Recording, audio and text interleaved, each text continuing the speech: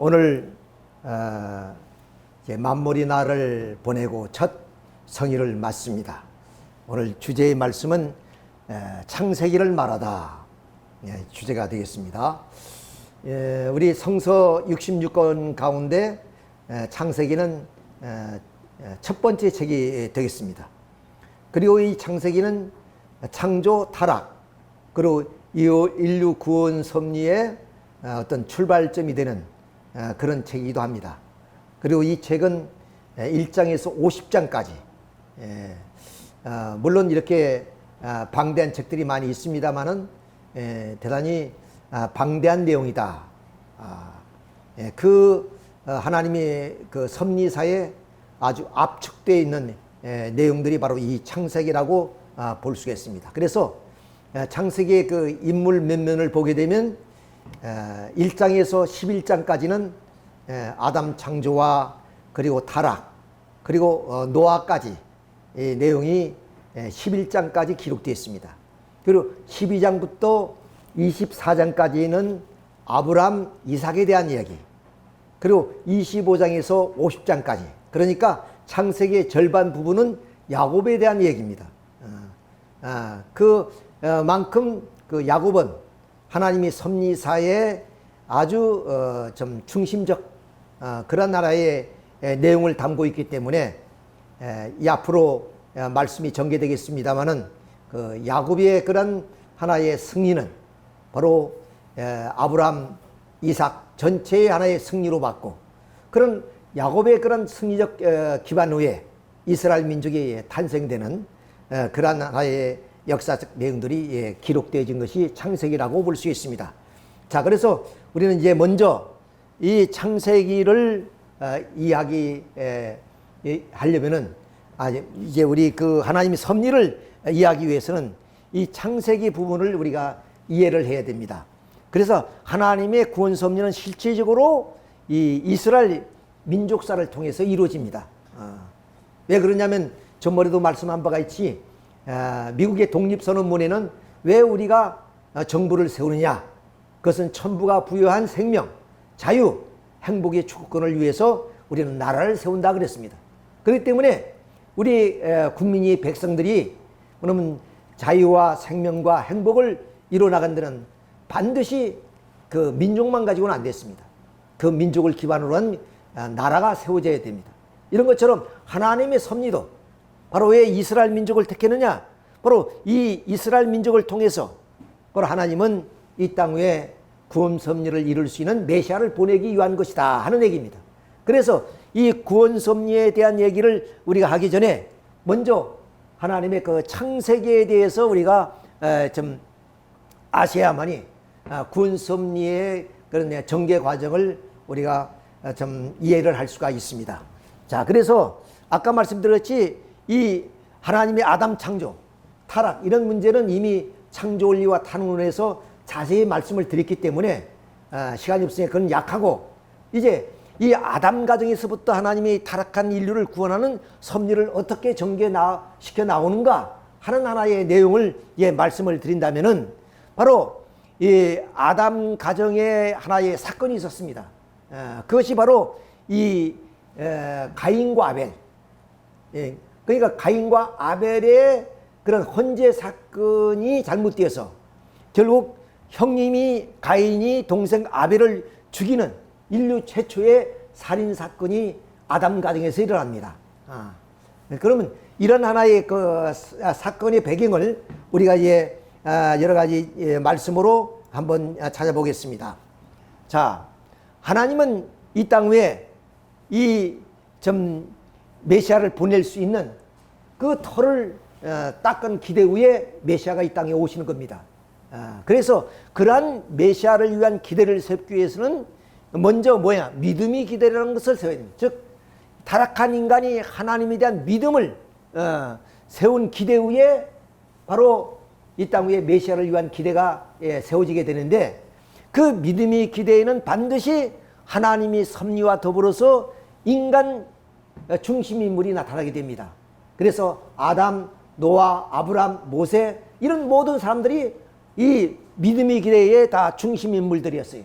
자, 그러면 아담 가정에서의 중심 인물은 아담 가정이니까 아담이 아니겠느냐, 이렇게 우리가 좀 믿게 됩니다. 그렇지만 하나님이 섭리를 전개한 거 보면 아담이 아니라는 것을 이제 성서에 기록되어집니다. 자, 그러면 왜 그렇게 되느냐? 자, 이 아담이 어떤 존재냐면 하나님의 창조한 하나님의 아들, 딸이었습니다. 그러니까 이 아담은 하나님의 창조의 본성을 가지고 있죠. 그런데 아담이 선악과를 따먹고 타락했죠. 그러니까 사탄과의 혈연 관계를 맺었기 때문에 아담은 그런 창조의 본성만 있는 것이 아니라 타락의 그런 본성도 가지게 됐다. 그래서 선과 악의 모체가 됐다는 말입니다. 그럼 이런 선과 악의 모체가 되어 있는 그 아담을 놓고 하나님은 원리적 섭리를 하실 수 없는 겁니다. 왜? 하나님은 선한 분이시기 때문에. 하나님의 그런 대상은 반드시 선한 존재가 아니면 안 되는 것이에요. 자, 이렇게 선악의 모체가 되어 있는 이 아담은 그는 비원리적인 존재가 되기 때문에 하나님은 원리적인 섭리를 할 수가 없습니다. 그래서 이 선악의 모체가 되어 있는 아담을 선성품적인 존재와 악성품적인 존재로 나누는 섭리를 할 수밖에 없습니다. 그래서 하나님의 섭리를 쭉 보게 되면 모두가 선과 악의 분립 역사입니다. 여러분들이 교회에 나와서 예배를 드리고 찬송을 하는 것도 세상에 묻혀서 살던 우리 인간이 바로 이렇게 하나님의 전에 와서 회개하고 또 기도하고 그래서 사탄을 분립하는 그런 하나의 예배가 되는 거죠.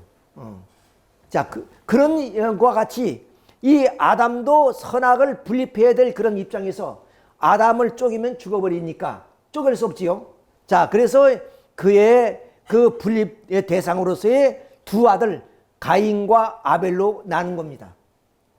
그래서 하나님께서 이 가인과 아벨에게 제사를 드리라 그랬어요. 그래서 이 아벨은 양을 키웠기 때문에 양을 제사로 드렸고, 그리고 가인은 농사를 지었기 때문에 곡물로 제사를 드렸습니다. 자, 그런데 이 가인과 아벨은 이 선악의 모체인 아담의 그런 아들들인데 누구를 선성품적인 존재로 하나님이 대할 수 있는 입장에 놓고 누구를 악성품적인 존재로서 사탄이 대할 수 있는 입장에 놓냐는 것이 바로 원리적으로 결정이 됩니다. 하나님은 뭐 마음대로 너는 내 편이고 너는 좀 사탄 편이다 이렇게 할 수 없어요. 그것도 원리적이어야 됩니다. 하나님은 원리로 창조한 세계이기 때문에 비록 타락했다 할지라도 그 타락을 복귀하는 과정 속에는 반드시 원리적이어야 됩니다. 그런 입장에서 누구를 선성품적인 존재로 하나님 앞에 세우느냐는 하나의 원리적인 내용이 나와야 된다는 거예요. 그런데 가인과 아벨은 모두가 해와의 타락의 열매입니다. 그러니까 해와의 타락의 경로를 우리가 좀 추정해 나갈 수밖에 없어요. 그래서 해와의 타락은 첫째로 그럼 천사장과의 타락, 이걸 우리 영적 타락이라 그러죠. 그 다음 두 번째 타락은 첫 번째 타락이 잘못됐다는 것을 알고 다시 그 해와는 아담에게도 선악과를 주었다 그랬죠. 이걸 우리는 육적 타락이라 그럽니다. 그런데 이 영적 타락과 육적 타락은 다 우리가 용서할 수 없는 타락 행위입니다. 그렇기 때문에 이 타락의 동기가 어떻게 이루어졌느냐 하는 것이 중요하죠. 예를 들어서 범죄자가 그러면 형을 받는 데는 그 범죄의 동기가 대단히 중요합니다. 의도적이었느냐? 그러면 그 좀 무의식적으로 행하신 그런 범죄냐에 따라서 형량이 달라지죠. 자, 그것처럼 이렇게 그 타락도 영적 타락과 육적 타락의 동기를 우리가 살펴보게 되면 경중을 우리가 여기서 나눌 수가 있습니다. 자, 그래서 그 타락의 동기를 보게 되면 첫 번째 천사상의 타락의 동기는 왜? 천사상이 따먹어라. 그러면 하나님같이 눈이 밝아진다는 그 유혹과 미혹 속에 선악과를 따먹었단 말이에요. 그러니까 그것은 해와가 과분한 하나의 욕망을 가지고, 그럼 천사는 종이니까 절대로 상대할 수 없는 관계입니다. 그렇죠? 상대는 엄연히 그들이 장성하면은 아담이 있습니다. 그런데 비원리적인 상대와의 타락이 영적 타락이에요. 반면에 이 아담과의 타락은 첫 번째 타락이 잘못됐다는 것을 알고 이제 하나님 앞으로 돌아가고 싶은 심정이 동기가 되어서 예, 때는 허락한 때는 아니지만은 장차 뭐냐면 베필로스의 그런 아담과의 타락이라는 거예요. 그러니까 이 두 타락이 다 뭐냐면 용서할 수 없는 타락이 핵이긴 하지만은 동기로 봤을 때 경중을 따진다면 첫 번째 타락보다는 두 번째 타락이 더 뭐냐면 원리적이고 용서함을 받을 수 있다 이렇게 보는 겁니다. 자, 따라서 이 가인과 아벨은 해와의 타락에 불륜한 타락의 열매이기 때문에 해와를 중심하고 맺은 그 두 형의 타락 행동을 가름하여서 가인과 아벨을 각각 상이한 두 표시체로 갈라 세울 수밖에 없습니다. 그래서 가인은 첫 번째 타락의 열매라고 볼 때 바로 첫 번째 타락 행동인 천사상의 타락 행동을 표시하는 악의 표시체로서 그는 사탄이 대할 수 있는 입장에 세워놓고, 그럼 아벨은 두 번째 사랑의 열매이기 때문에 두 번째 타락 행동을 표징하는 그런 선의 표시체로서 바로 하나님이 대할 수 있는 입장에 세워놓는 것이 원리적이다 그 말입니다. 이건 대단히 중요한 얘기입니다. 그러니까 앞으로 이제 아담 가정에서부터 구원 섭리를 펴시는데 반드시 하나님은 선악을 불피해서 그리고 악을 멸하고 선주권을 세워나오는 섭리를 하는데, 여기에 구원 섭리의 첫 스타트가 여기서부터 시작되는 거예요. 이걸 분명히 해놓지 않으면은 섭리 역사가 뭐는 꼬이고 뭐는 비원리적으로 흐를 수 있습니다. 그래서 하나님은 이렇게 원리적으로 분명히 이 선과 악을 뭐는 그 표시로서 이렇게 세워놓았다 하는 것을 우리가 여기서 알 수가 있습니다. 자, 그런데 하나님께서 이 두 가인과 아벨에게 헌제를 하려는데 여기에 그림을 보게 되면 그 아벨의 양의 헌제는 이렇게 불꽃이 올라갑니다. 이 불꽃이 올라가는 것은 하나님이 이 제물을 연납했다는 얘기예요. 근데 가인의 제물은 비록 곡식이지만 이렇게 연기가 안 나가죠. 이건 안 받았다는 뜻입니다. 자, 그래서 이 성서의 가장 중요한 문제가 뭐냐? 왜 이 두 아들이 헌제를 했는데 아벨의 제물은 받으시고 가인의 제물은 안 받았느냐? 이것이 오늘 신학적인 논쟁입니다. 그래서 이 논쟁은 지금도 우리가 원리가 아니고서는 이걸 밝히지 못한 거예요. 지금도. 그래서 이게 원리로 이렇게 밝히게 되는 겁니다. 자, 그럼 왜 안 받았냐? 그것은 이미 말씀드린 것처럼 가인은 아무리 착한다 할지라도 사탄에 대할 수 있는 악의 표시체로 되어 있기 때문에 하나님은 선한 분이시니까 가인이 제물은 받을 수가 없다는 말이에요. 그런데 아벨은 바로 하나님이 대할 수 있는 선의 표시체로서 하나님의 상대적 입장이 있기 때문에 하나님의 믿음에 합당한 제물만 드리면은 하나님은 그것을 연락할 수 있다는 겁니다. 그래서 아벨의 제물을 하나님은 받으셨어요.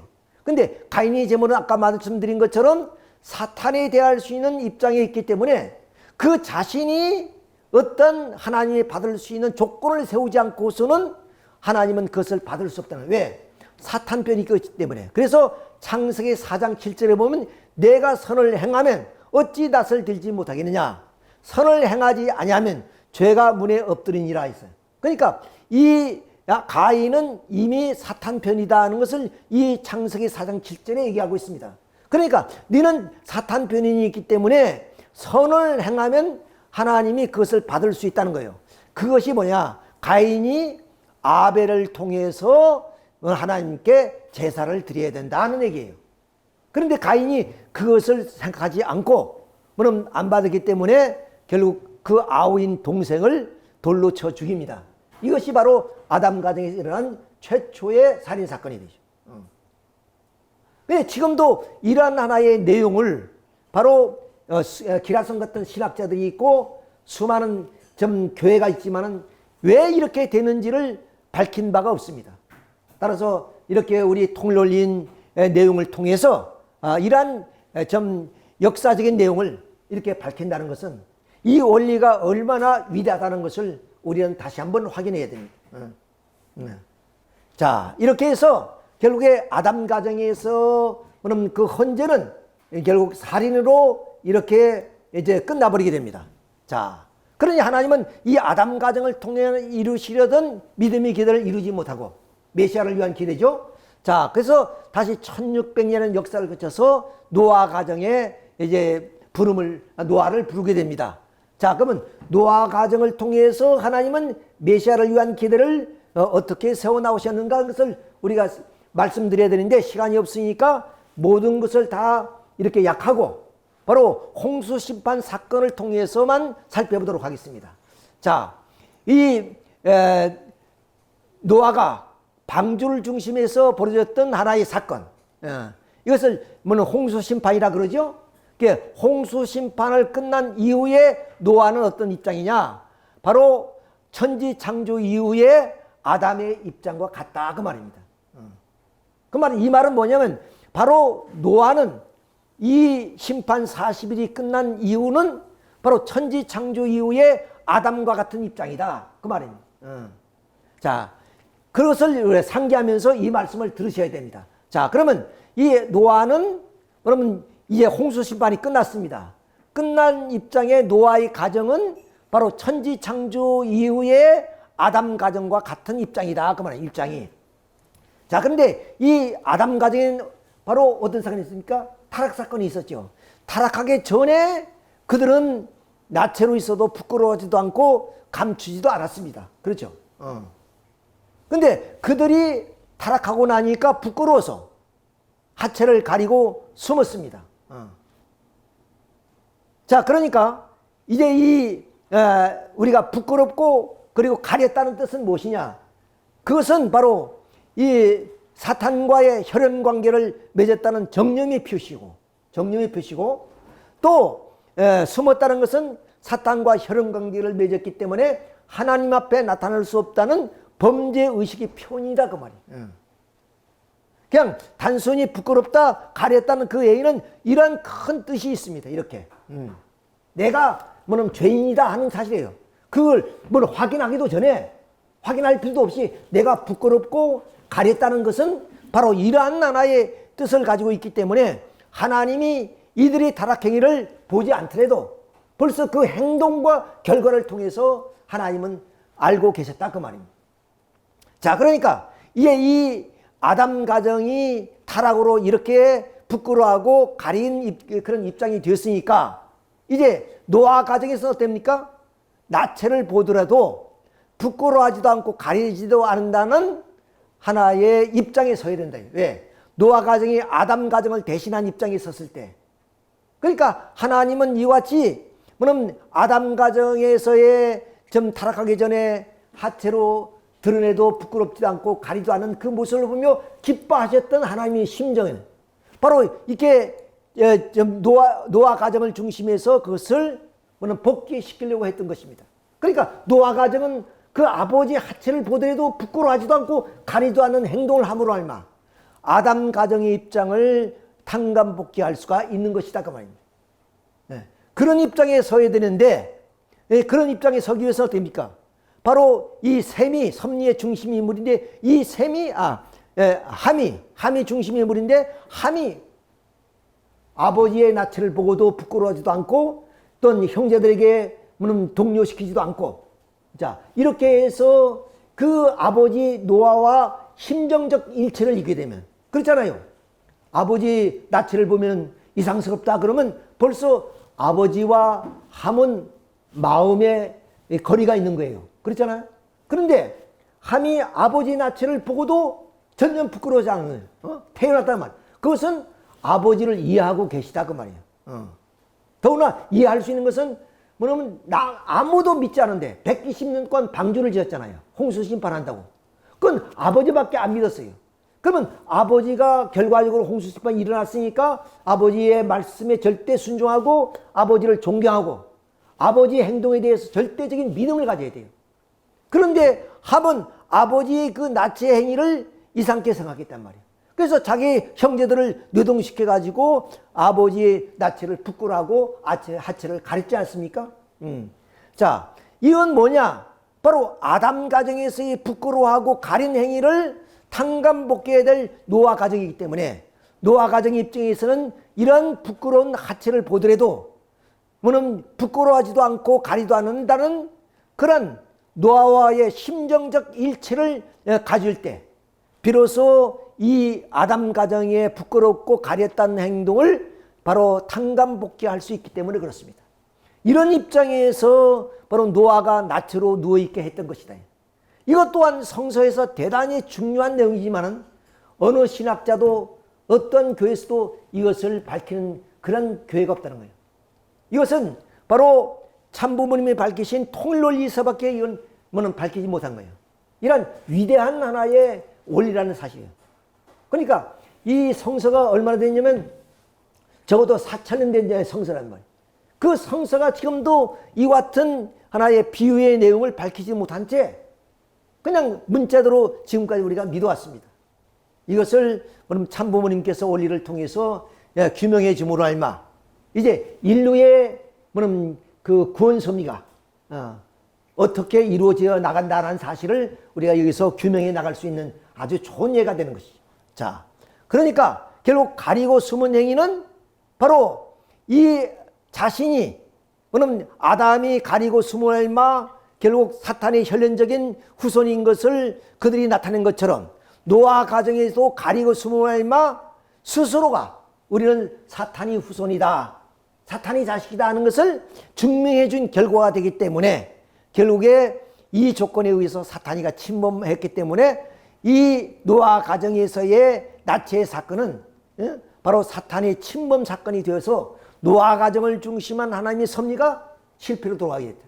자, 그래서 아담 가정의 실패와 노아 가정의 실패를 이제 겪게 됩니다. 자, 이렇게 해서 노아 가정의 실패가 됐죠. 자, 그럼 이제 세 번째 그 인물이 아브라함입니다. 그래서 갈대와 우르에서 아브라함을 하나님 부르시고 그에게 그 큰 민족을 이룰 것을 축복해 줍니다. 그러니까 아브라함이 무엇으로 내가 증거를 해야 됩니까? 그랬더니 3년 된 암소와 양과 비둘기를 바쳐라 이렇게 합니다. 그러니까 이 말은 무슨 말이냐면 하나님이 갈대와 우르에서 아브라함을 불러서 이 모든 땅을 다 축복해 주는 거예요. 그리고 너로 인해서 큰 민족을 이루겠다 이런 축복을 내줬습니다. 그러니까 그 아브라함이 여호와 하나님께 하신 말씀이 내가 무엇으로 증거함을 받을 수 있겠습니까? 했더니 바로 3년 된 암소와 3년 된 양과 비둘기를 제사를 지내라. 그래서 제사를 지내는 거예요. 그런데 아브라함이 이렇게 쪼개서 바칩니다. 근데 비둘기는 작다고 아마 안 쪼갠 것 같아요. 그래서 창세기 15장 13절에 보면 이 제사를 보고 하나님이 노하셔서 하시는 말씀이 너는 정령할라. 너희 후손이 이방이 객이 되어 그들을 400년 동안 섬기리라. 그래서 아브라함 후손이 애굽에 가서 400년 고역살이 한 것이 바로 이런 결과로 나타난 겁니다. 이것을 오늘 또 역시 기독교에서는 이런 내용을 자세히 모릅니다. 왜 이스라엘 민족이 애굽에 가서 400년 고역살이 하는지 어느 정도에서는 그러더라고. 간 하나님이 예언이라고. 이게 하나님이 이런 하나의 심판도 예언하는 법이 어디 있냐고 내가 물었지만 그렇습니다. 자, 이렇게 해서 결국 아담도 실패, 노아 가정도 실패, 아브라함 가정도 실패하고 말았습니다. 자, 그런데 하나님께서는 이제 100세에 이삭이 탄생하는데 100세까지 아브라함이 자식이 없었어요. 그래서 바로 이 종의 하갈을 통해서 바로 이스마엘이라는 아들이 탄생합니다. 자, 이스마엘 아들이 탄생하는데 그 장면을 한번 다시 보도록 하겠습니다. 자, 이렇게 아담이 죽고 아담 가정에 이런 살인 사건이 하고 노아 가정에 나체 사건이 하고 아브라함이 이런 3차까지 연장됐죠. 아브라함은 이제 1차, 2차, 3차니까 반드시 이 헌재 사건을 성공시켜야 돼요. 근데 말씀드린 것처럼 이렇게 비둘기를 쪼개지 않았기 때문에 솔개란 것은 우리가 사탄을 상징하니까 살개가 바로 이 사탄이가 쪼개지 않은 비둘기를 통해서 이 제사를 사탄이가 점유했다 그 말입니다. 자, 이래서 결국에 아브라함 후손이 애굽에 가서 400년 고역살이를 하게 되는데 그러면 하나님의 섭리는 1차, 2차, 3차만이기 때문에 하나님의 섭리는 더 연장할 수가 없습니다. 반드시 삼수에 완성되어야 돼요. 그래서 우리가 인체도 보면 전부 다 그 마디가 셋마디로 되어 있죠. 그리고 상중하라 이렇게 모든 질서도 그렇게 되어 있습니다. 그리고 우리의 예를 들어서 삼원색, 3대 영양소, 3대 비료 뭐 이런 모든 것들이 다 삼수는 완성성을 의미하기 때문에 연장도 3단계까지만 가는 거예요. 근데 아브라함도 이제 실패해 버렸어요. 그러면 하나님의 섭리는 이걸로 끝나야 돼요. 더 이상 인류 구원을 할 수 없는 그런 입장이 왔습니다. 이때 바로 하나님은 어떠냐? 예, 신의 한 수를 둡니다. 그건 무슨 말이냐면은, 자, 아까 말씀드렸지, 이렇게 아브라함은 100세까지 자식이 없는데, 종이 난 하갈의 아들 이스마일이 있단 말이에요. 그래서 하나님께 오늘 좀 말씀합니다. 자, 그 내용이 다음 이제 그림에서 나옵니다. 자, 이렇게 좀 걱정이 되죠. 나이는 이제 100살까지 다 돼가는데, 아니, 후계자가 없으니까 얼마나 초조한 심정이겠어요. 자, 그래서 이제 여호와 하나님께 이제 말씀하십니다. 여호와 하나님께서 나에게 씨를 안 줬기 때문에 내 상속자가 없습니다. 그래서 내 집에 키우는 자식을 내 상속자로 삼겠습니다. 그 자가 누구냐? 바로 이스마일이에요. 하갈이 난 이스마일이란 말이에요. 자, 이 자식을 뭐냐면 내가 상속자로 삼아야 되겠습니다.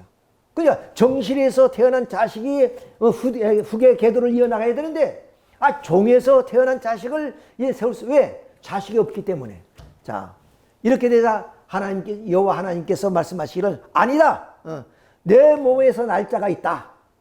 그를 통해서 너희 후손이 큰 민족을 이룰 것이다. 그러면서 그를 밖으로 끌고 나가서 하늘의 무뼈를 보여줍니다. 저 하늘의 무뼈를 봐라. 너희 후손이 이처럼 번창할 것이다. 정말로 그렇게 번창돼요, 나중에.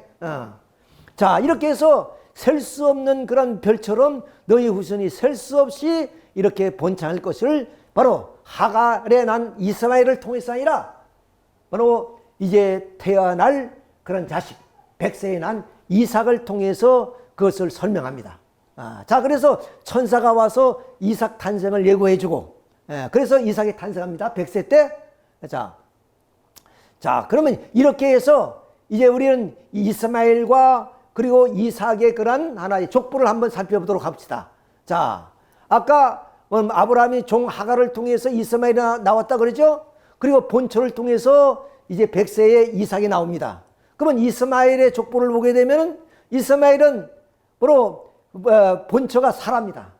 그러니까 자식이 없을 때는 이 자식이라도 내가 뭐냐면 후계자로 삼아야 되겠다, 이렇게 부인도 생각하지 않았겠어요? 근데 자기 자식이 태어나니까 이 이스마엘을 내쫓아 버려요, 종하고. 그래서 저 사막으로 가서 오늘날 이스람 그런 나라의 시조가 됐죠. 자, 그 족보를 한번 보게 되면 이스람은 시아파와 수니파로 이렇게 나눠지게 됩니다. 자, 그러면 이삭을 통해서 이스라엘 민족이 나오고, 거기서 유대교가 나오죠. 그 유대교에서 기독교가 나오고, 기독교는 다시 천주교와 동방정교로 나눠지고, 또 그 천주교는 구교와 신교로 나눠지는, 이렇게 좀 복잡하지만 이제 그 이삭을 통한 종교가 이렇게 나옵니다. 그러니까 물론 유대교든 기독교든 천주교든 동방정교든 구교든 신교든 모두가 이삭의 그런 후손들입니다. 또 유대교에서 다 나온 거예요. 이렇게 우리가 족보를 볼 수 있죠. 자, 이렇게 해서 이제 이스마엘을 중심으로 해서 이제 이루어지려던 하나의 섭리는, 아니다, 너의 몸에서 날짜가 있다 해서 그 날짜가 바로 이삭입니다. 근데 하나님은 또 이 100세에 난 이삭, 눈에 놔도 아프지 않은 이 자식을 어떻게 해야? 제물로 바치라는 거예요. 제물로 바치라는 거예요. 야, 그런데 참 아브라함이 믿음의 조상이라 그러거든요. 그 아브라함이 100세에 난 이삭을 바칠려 그래요, 바칠려. 자, 그 장면을 한번 이제 말씀으로 보겠습니다. 자, 아브라함이 이제 상징 언제 이 양과 비둘기 암소를 바치는 데 실패했죠? 근데 어느 날 하나님은 또 이제 이삭이 태어나서 이제 어느 정도 이제 사춘기를 지나는 그런 좀 아이가 됐습니다. 이 아이를 하나님께 바쳐라, 이렇게 여호와 하나님께서 말씀하시는 거예요. 청청병력이죠. 눈에 놔도 아프지 않은 자식을 어떻게 놔했어요? 그런데 아브라함은 그것을 실행해요. 야, 이런 거 보면 인류 역사에 이런 믿음을 가진 사람이 있을까 할 정도예요. 자, 여기서 봅시다. 그러면 아브라함은 하나님의 섭리를 보면 실패한 인물을 다시 기용하는 법이 없습니다. 그렇죠? 아담 가정에서 가인 아벨을 했는데 가인이 아벨을 죽여도 가인은 다시 세운 적이 없죠. 노아 가정에서 실패해서 함이 타락 행동을 한 것도 결국 함을 다시 세우지 않습니다. 그러니까 아브라함 가정에서 아브라함이 잘못했으니까 이제는 하나님이 이삭 바칠 자격이 없는 거예요. 그런데 왜 하나님은 아브라함을 다시 이삭 건재를 할 수 있는 인물로 선택했느냐? 그것은 다음과 같은 원리적인 조건이 있어요. 첫째 조건이 뭐냐? 그것이 원리적인 조건이라는 것이 1차, 2차, 3차 만이면 반드시 이루어야 될 입장입니다. 그리고 그러한 것을 이루기 위해서는 적은 가치의 탕감 조건이 실패했으니까 보다 큰 가치의 탕감 조건이라 좀 어려운 얘기죠. 그렇잖아요. 우리가 좀 되로 갚을 것을 말로 갚는다는 말이 있습니다. 그렇잖아요. 말 한마디에 천냥빚을 갚는다는 그런 말이 있습니다. 그건 적은 가치의 탕감 조건이에요. 근데 적은 가치의 탕감 조건, 즉 되로 갚을 그런 하나의 벌을 말로 바치는 것은 뭐냐? 보다 큰 가치의 탕감 조건이란 말이에요. 과정한 탕감 조건. 자, 그래서 이 삼재물로 바쳐야 될 그 제사를 이제는 잘못하면 아들을 바치게 됐다 그 말이에요. 자, 이렇게 보다 큰 가치의 탕감 조건을 세우게 됐기 때문에 그것이 첫째 조건이에요. 두 번째는 사탄은 어떻게 했어요? 바로 해와를 통해서 아담을 타락시켰잖아요. 그 다음 그 아담의 아들 가인이 아벨을 죽였단 말이에요. 그러니까 2대에 걸쳐서 사탄은 하나님의 그런 자녀를 뺏어갔어요. 그러니까 하나님이 일선이자 사탄이 일선이기 때문에 하나님도 2대에 걸쳐서, 즉 아브라함에서 이삭을 또 찾아 세워야 돼. 2대에 걸쳐서 찾아올 수 있는 조건이 세웠다. 그리고 어떠냐? 아브라함은 아담 가정의 아벨, 노아 가정의 노아가 120년 그 방주를 지었잖아요. 이렇게 하나님 앞에 이 믿음의 기대를 위해서 그러한 하나의 정성을 들였던 심정적 기대가 있단 말이에요. 역사적으로. 자, 우리는 어떠냐? 자, 우리가 태어나서 내가 잘나서만 사는 거 아니에요. 부모님의 정성과 부모님이 다 만들어 놓은 어떤 재산이라든가 경제적인 여건 때문에 우리가 편히 살 수 있잖아요. 이걸 뭐냐면 조상의 덕이라 그러죠. 그런 것처럼 바로 이 아브라함이 어떤 입장이냐? 뭐냐면 아담 가정이나 노아 가정에 비록 실패했지만 하나님께 충성했던 그런 심정적 기반이 있단 말이에요.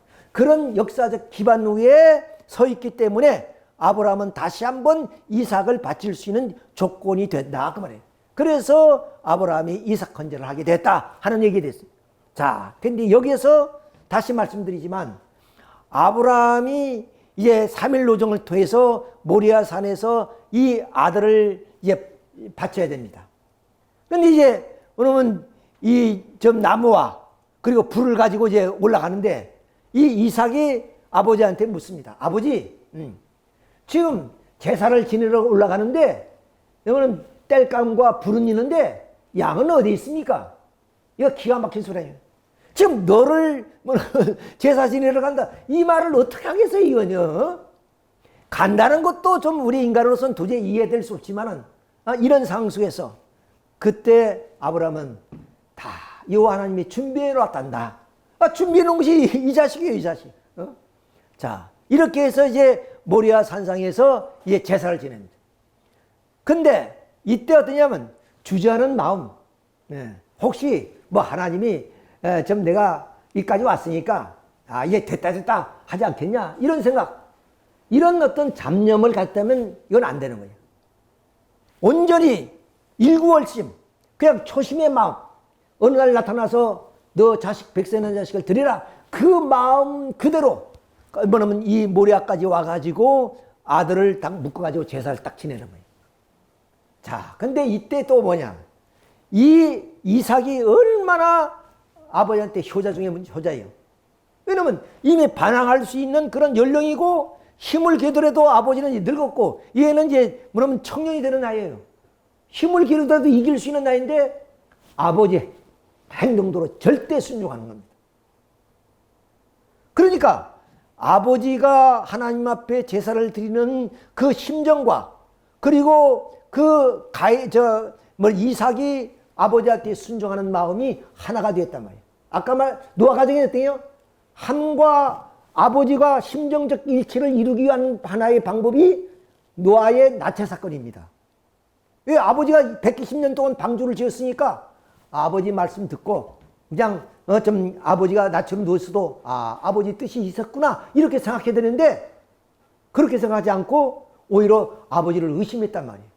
그런데 이삭은 그것이 아니에요. 이삭은 자기가 지금 죽는데도 아버지가 뭔가 뜻이 있구나, 나를 여기까지 데려온 것은 뜻이 있구나, 이래서 절대로 순종하고 반항하지 않았습니다.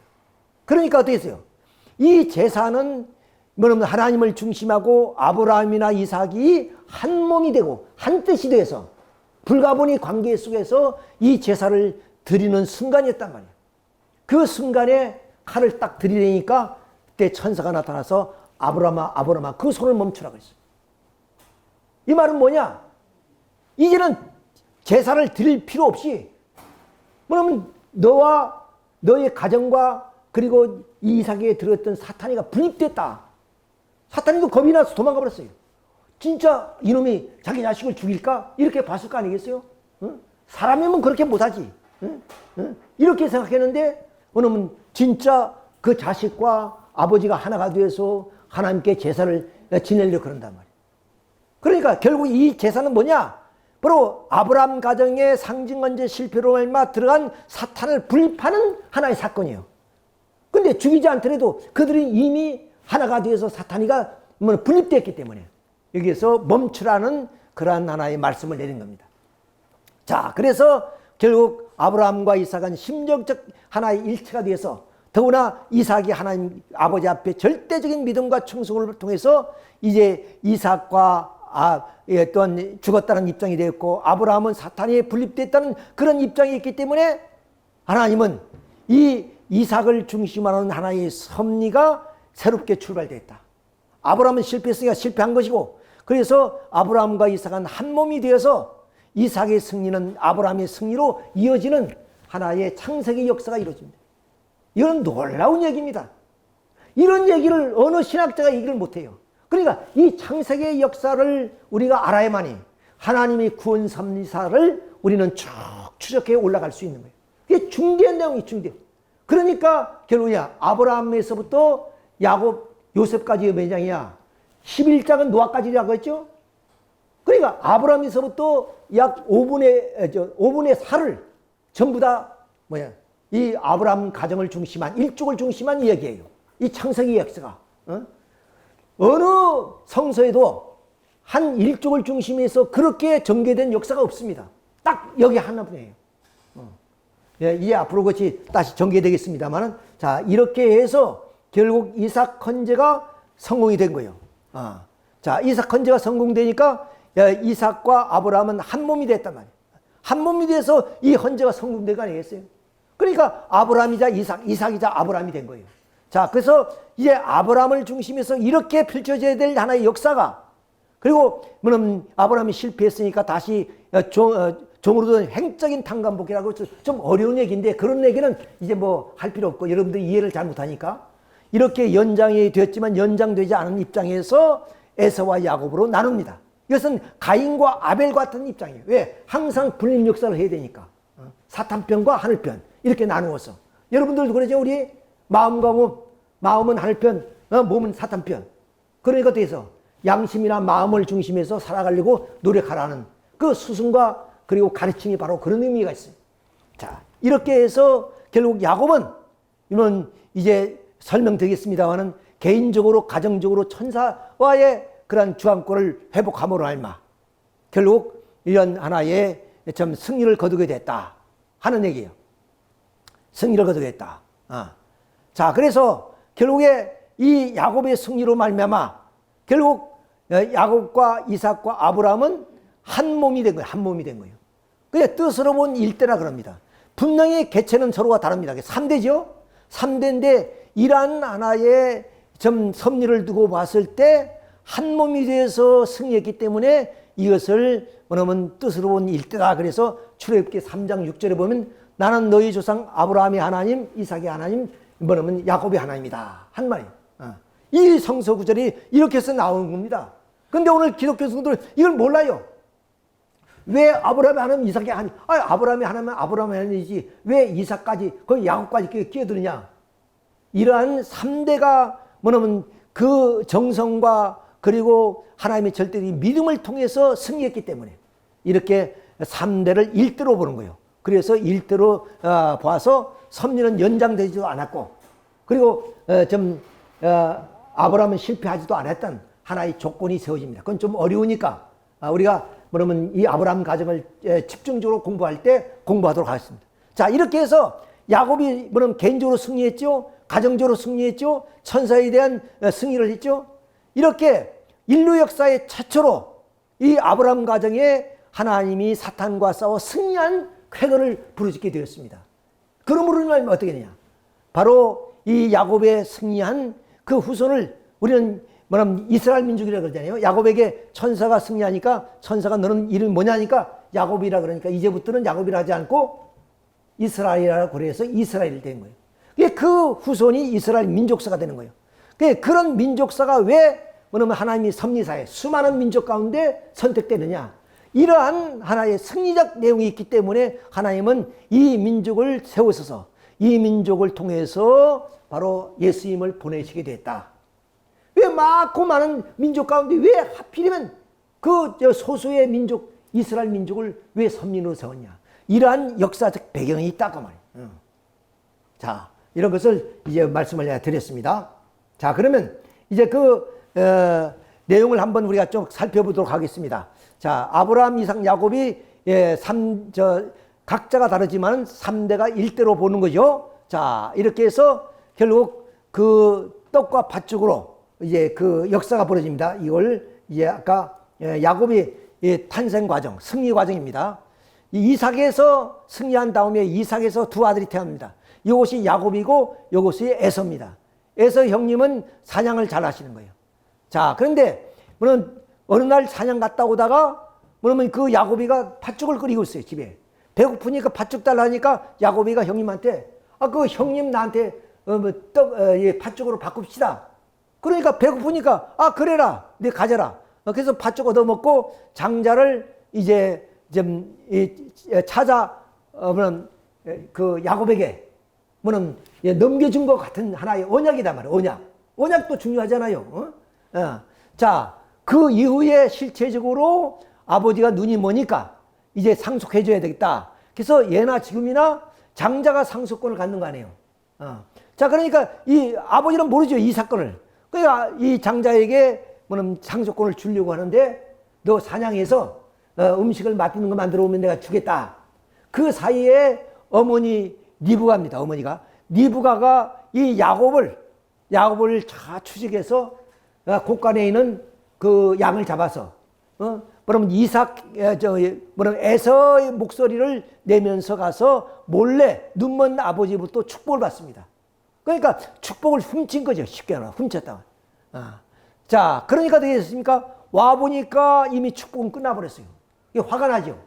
자, 그래서 이 야곱을 죽이려고 그러니까 야곱은 어머니의 도움을 받아서 바로 외삼촌집 하란 땅, 어머니 고향이죠. 어머니 고향인 하란 땅으로 이렇게 이 거리가 엄청나게 먼 거리입니다. 그러니까 아마 한 달쯤 걸어갔을 테죠. 이렇게 가게 됩니다. 가다 보니까 집도 절도 없지요. 그러니까 들에서 잠자는데 아니 사다리가 쭉 하늘로 올라가는데 천사들이 오락가락 해요. 그 내용입니다. 창세기 28장 13절에 본즉 여호와께서 그 위에 서서 이루시되 나는 여호와니 너희 조부 아브라함이 하나님 이삭이 하나님 내가 누워있는 땅을 내가 너와 내 자손에게 주리니 내 자손이 땅이 티끌같이 되어 내게서 동쪽과 북쪽과 남쪽으로 퍼져나갈지며 땅의 모든 족속이 너와 내 자손으로 말미암아 복을 받으리라. 그러니까 야곱의 후손을 통해서 온 만 인류의 열방의 모든 민족이 복을 받을 수 있는 복의 근원이 될 것이다 해서 내가 너와 함께 있어 내가 어디로 가든지 너를 지키며 너를 이끌어 이 땅으로 돌아오게 할지니. 그러니까 너가 외삼촌 집에 갔다가 내가 인도하여 너를 내 고향으로 돌아오게 하겠노라 하였습니다. 그것이 실제적으로 이루어져요. 자, 그래서 이제는 야곱은 바로 이 좀 세겜에서 명산을 하고 이제는 이 하란 땅에 갑니다. 간데 우물가에서 우물에 물을 길고 있는 여인이 있어요. 아가씨 땅. 아가씨한테 묻습니다. 여기에 뭐냐면 내 외삼촌 집에 왔는데 외삼촌 집이 어디냐 했더니 그 외삼촌 딸들이라, 이 딸들이. 자, 그래서 여기서 이제 그야말로 종살이처럼 외삼촌 집에서 기가하며 살다가 외삼촌 집에 두 딸이 있어요. 레아와 라헬이라는 두 딸이 있습니다. 여기는 그림이 좀 못생기게 생겼지만 하여튼 이쁘다고 봐야죠. 이쁘다고. 자, 이렇게 해서 그것도 11아들을 낳아요. 11자식. 물론 아들만 12입니다. 디나라고 딸도 하나 있어요. 그러니까 얼마나 생산력도 좋은지 실제는 생산력이 좋은 건 아니에요. 왜? 그냥 여기는 몸뚱에서 그러니까 시기 질투나서 언니가 아들 낳으면 시기 질투나서 자기 종 들여보내고 좀 낳게 해가지고 자기 아들로 만드는 거예요. 그래서 난 것이 그러니까 여인이 4사람이 동원해서 12자식, 13자식이지. 딸까지 하면 13자식. 그러니까 그냥 뭐는 종 둘하고 그리고 큰 마누라 작은 마누라 해서 4명의 여인이 동원돼가지고 13명을 낳아요. 근데 지금 예나 지금이나 그러잖아요. 딸은 좀 제시키잖아요. 그러니까 그 딸을 제하니까 12자식. 근데 외삼촌 집이 있을 때는 11자식만 낳았어요. 와가지고 가나안 땅에 와서 그러면 베냐민이라는 막내 아들을 낳습니다. 그게 12자식이라 그러죠. 자, 근데 이게 고향으로 돌아올 때는 약복강이라는 강을 건너야 돼요. 이 강을 건널 때 천사가 나와서 밤새도록 못 가게 부둥게 하는 거예요. 그러니까 야곱이가 있는 힘을 통해서 다 뭐냐면 싸운단 말이에요. 근데 이 천사는 날이 새면 올라가야 될 거 아니에요. 못 올라가게 딱 붙잡았어요. 그런데 싸우다 보니까 여기에 이제 좀 야곱이가 이제 다칩니다. 그래도 안 놔줘요. 그러니까 야 이게 좀 놔라 내가 가야 된다. 이러니까 절대로 뭐냐면 내가 놓을 수 없다 그래. 그럼 너 이름은 뭐냐? 그때 야곱이라 그러니까 야곱이라 하지 말고 이스라엘이라. 네가 승리했다. 이래서 야곱이가 승리한 이런 하나의 쾌가 여기서 생깁니다. 그러면 이제 약봉을 건너면 어디야? 형님이 지금 야곱이 온다니까 내 상속권을 빼앗아 도망갔잖아요. 이놈의 자식이 오기만 하면 내가 단칼에 베어버리겠다고 지금 칼을 갈고 있단 말이에요. 자기 부하들이 몇백 명이 돼요. 그게 지금 야곱이 온다니까 기다리고 있는 겁니다. 그 야곱이가 알아요. 아, 형님이 나를 죽이려 하는구나. 그래서 양떼도 보내고 소떼도 보내면서 형님의 마음을 뭐냐면 안정시킵니다. 그래가지고 이제 뭐 만나게 되자 어떻게 했어요? 칼을 들고 죽이려던 그 마음이 이 야곱의 지혜를 통해서 뭐 형님의 마음을 다 누그러뜨렸단 말이에요. 자, 그것이 바로 이 성서에 나옵니다. 창세기 35장 5절에서 에서가 눈을 들어 여인들과 자식들을 보고 묻되 너와 함께한 이들은 누구냐? 야곱이 이르되 하나님의 주의 종에게 은혜를 주신 자식나이다. 자식이 지금 11명을 지금 12명을 데리고 가는데 그때 여종들이 그의 자식들과 더불어 나와 절하고 레아도 그의 자식들과 더불어 나와 절하고 그 위에 요셉의 라헬과 더불어 나와 절하니 에서가 또 이르되 내가 만난 바 이 모든 때는 무슨 까닭이냐? 야곱이 이르되 내 주께서 은혜를 입으려 함이나이다. 에서가 이르되 내 동생아 내가 있는 거 에서도 부자라. 그러니까 지금까지 외삼집에서 벌어온 모든 양떼 소떼 모든 것을 형님한테 드리겠습니다 이거예요. 근데 나도 부자인데 이건 뭐 가질 필요 없다. 나 안 줘도 된다. 그러니까 내냐 청하건대 내 손에서 이 예물을 받아서서 내가 형님의 얼굴을 본즉 하나님의 얼굴을 본 것. 그러니까 얼마나 야곱이가 지혜롭습니까? 지금 에서 형님이 나를 죽이려는데 에서 형님의 마음을 늘어뜨리는 방법이 뭐 있습니까? 서로가 칼을 들고 싸울 수는 없고 이런 입장에서 동생 야곱이가 형님을 탁 이렇게 붙잡고 이게 지금 부둥켜 안고 형님 얼마나 보고 싶었는지 모릅니다. 형님은 나를 원망하는지 모르지만 나는 이방 땅에 가서 형님이 오매불망 건강하시고 그러면 좀 강건하시기를 제가 기도드렸습니다. 그랬을 거 아니에요? 그러면서 와가지고 이 예물 다 받으십시오. 어마어마한 예물을 지금 내가 가지고 왔거든요. 그러니까 형님도 체면이 있지. 아니야. 나도 부자니까 이건 동생 모시네. 난 필요 없네. 그러면 형님의 얼굴을 보니까 하나님 얼굴을 배운 것 같습니다.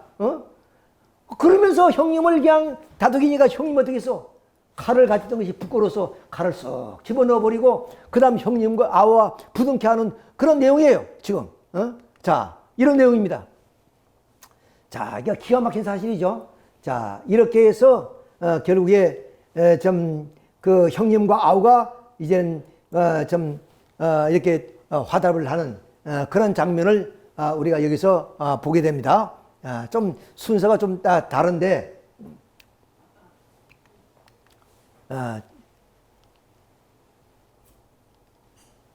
이렇게 해서 이제 그 12자식이죠. 여기서 디나는 이제 딸입니다. 근데 여기에서 다시 자식이 하나 가나안 땅에 돌아와서 낳은 것이 베냐민입니다. 그래서 이제 딸이니까 제외되고 12지파에서도 이게 제외되죠. 자, 이렇게 해서 그 11번째 아들인 요셉이가 결국 형제들에게 미움받아 가지고 팔려 가지고 애굽으로 가는 하나의 과정이에요. 이렇게.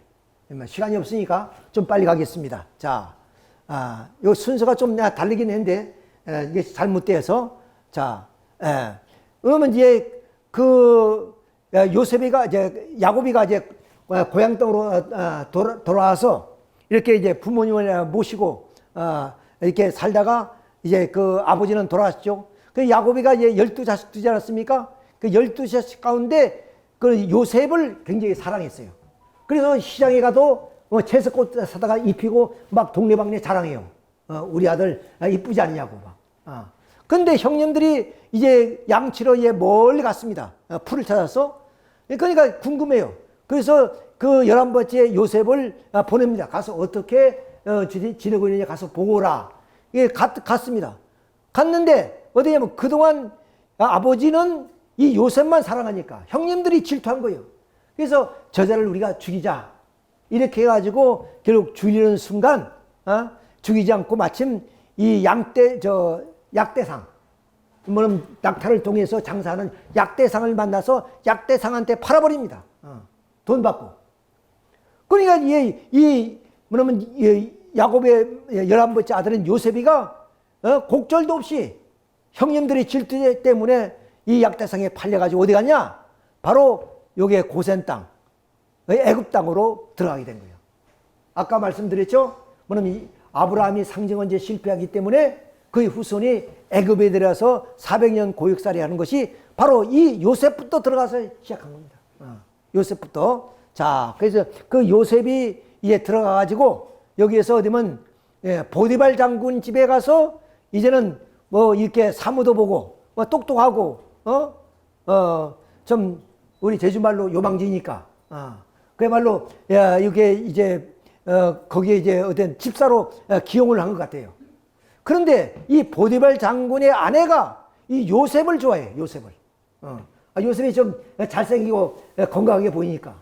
그래서 이렇게 동침하자는 거예요, 봐. 그러니까 이 요셉은 정직한 애니까 아닙니다 하고 뛰쳐나오는데 그때 우쪽 오리가 벗겨져요. 왜? 보디발 장군이 부인이 그걸 딱 잡아가지고 튀어나오다 보니까 우쪽 오리 접어졌는데. 그러면 이제 보디발 장군의 부인이 뭐라냐? 자기 남편한테 저 종 요셉이가 나를 겁탈하다가 도망갔습니다. 이것이 증거입니다. 그래서 우쪽이를 내민단 말이에요. 그래서 이제 이놈이 종이농이 내 아내를 겁탈해? 그래서 감옥에 집어넣어 버렸어. 이제 감옥에 들어가서 이제 지금 고민하고 있는데 마침 이 감옥에 누가냐? 바로의 술을 빚는 사람, 떡을 만드는 사람이 잘못해서 감옥에 들어왔어. 예, 같이 이렇게 지내게 되는데 어느 날 이 두 사람이 꿈을 꿨어요.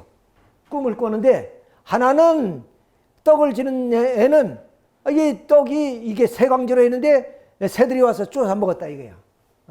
그리고 또 하나는 술을 빚는 애인데 술을 빚는 애는 이 포도송이가 이렇게 올라와서 거기에 포도송이를 죽을 짜서 이렇게 포도즙을 만들어냈다는 거예요.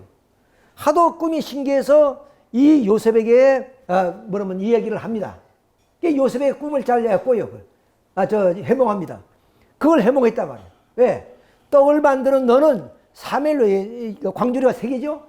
3일 후에 목이 매달려서 죽을 것이다. 근데 술을 빚는 관장한테는 너는 3일 후에 복직할 것이다. 그래서 이 애가 복직이 됩니다. 술 빚는 애가. 그런데 여기에서 바로왕이, 애굽의 바로왕이 꿈을 꿨는데, 왜냐면 이 살찐 그 소들이 강에서 올라와서 풀을 뜨는데 조금 있으니까 다시, 그러면 이 좀 연약한 소들이 다시 강으로 올라와서 이 소를 다 잡아먹은 거예요. 이게 깨어나서 이상하다. 이게 다시 누웠는데 또 꿈이 생겨났어요. 이놈이 이렇게 충실한 벼가 쭉 올라오더니만 나중에 또 이렇게 약한 벼들이 올라와서 이 벼를 다 삼켜버려요. 그 도대체 이런 꿈이 뭐냐? 그래서 술사, 그리고 뭐 방백, 그리고 점쟁이 이런 사람들 다 불러가지고 꿈 해몽을 해도 꿈이 해몽이 안 돼. 근데 아까 말한 술 빚는 사람이 복직했다 그러죠? 이 술 빚는 사람이 뭐냐면 왕에게 얘기합니다. 내가 이만저만해서 감옥에 있을 때 내 꿈을 해몽한 사람이 있습니다. 그분이 뭐냐면 이스라엘 사람인데 종인데 이런 해몽을 했습니다. 그거 데려와라. 데려와서 꿈을 해몽하는데 어떤 기가 막힌 해몽을 해요. 이것은 앞으로 7마리거든요. 7싹이고, 그러니까 7년 동안은 풍년이 든다는 거예요. 풍년. 근데 7년 후에는 흉년이 들어서 이 온 땅이 전부 다 뭐라면 먹을 것이 없어 다 굶어 죽게 된다는 거예요. 그러면 어떻게 하면 되겠냐니까 7년 동안 풍년이 들 때 창고를 많이 지어가지고 쌀을 쌓아놨다가 흉년이 들면 그거 풀어서 먹으면 됩니다. 예, 그런 바람에 이 요셉은 종이 신세에서 총리가 됩니다. 총리가 돼. 세상에 이런 일이 있어요? 총리가 된다니까. 예, 이게 총리가 돼서 이제 왕이 그런 그 사연을 듣습니다. 내 고향 땅은 저 헤브론에 있고 우리 아버지와 우리 형제들이 거기에 있습니다. 그래서 다 모셔다가 그야말로 아버지까지 모세요. 자, 그러니까 이 오메올방 요셉은 뭐야? 아버지 보고 싶은 마음, 그리고 동생 베냐민 있죠? 막내 동생. 베냐민을 보고 싶은 마음, 형님들을 보고 싶은 마음. 형님들이 나를 팔았지만은, 예, 그런 마음 속에서 지내다가 이제는 이렇게 형님, 동생들이 찾아오게 됩니다. 그래서 창세기 45장 14절에 자기 아우 베냐민이 목을 안고, 운이 베냐민도 요셉의 목을 안고 운이라. 요셉이 또 형들과 입맞추고 안고 우리 형들이 그제서야 요셉의 말하니라. 요셉이 형들이 왔다는 소문이 바로의 궁에 들리므로 그의 신하들도 이것을 기뻐하더라 그랬습니다. 자, 그래서 마지막 아버지를 모셔옵니다. 요셉이 그의 수레를 갖추고 고센으로 올라가서 그의 아버지 이스라엘을 맞으며 그에게 보이고 그의 목을 어긋맞춰 안고 얼마 동안 울매 이스라엘이 요셉에게 이르되 내가 지금까지 살아있고 내가 내 얼굴을 보았으니 지금은 죽어도 한이 없다. 이스라엘이라는 것은 야곱을 말합니다. 자, 그래서 야곱이 몇 살에 120세에 들어옵니다. 120세에. 120세에 타향살이가 이제 시작되는 거예요. 그래서 언제 되냐면 17년을 살고 137세에 돌아가셔요. 그래서 이것으로서 이제 유대민족사는 이제 이방 땅에서 전개되는, 지금부터 앞으로는 이제 그렇게 전개되는데, 이까지 이제 이삭 현재 말씀드렸죠. 야곱이가 떡과 팥죽으로 이제 장자를 바꾸는 방법. 그리고 아버지로부터 축복을 받아서 이제 하나님 땅에 가서 자기 가족 12자식을 데리고 나오는 과정 속에 형님을 만나서 형님을 굴복시키는 과정. 이것은 바로 사탄편과 하늘편, 그런 입장에서 이 사탄편이 좀 승리한 야곱한테 굴복하는 장면이기 때문에 이것이 바로 하나님의 섭리의 승리적인 조건이 된 겁니다. 승리적인 조건이 되어서 결국 이제 그 야곱의 11번째 아들인 요셉이 바로 가나안 땅에 들어오죠. 이제 가나안 땅으로 들어와서 여기서 400년을 지나다가 민족적인 지도자 모세가 나옵니다. 그 모세를 통해서 이스라엘 민족을 중심한 구원 섭리가 전개되는 내용은 다음 시간에 말씀을 드리고 여기까지 말씀을 마치도록 하겠습니다.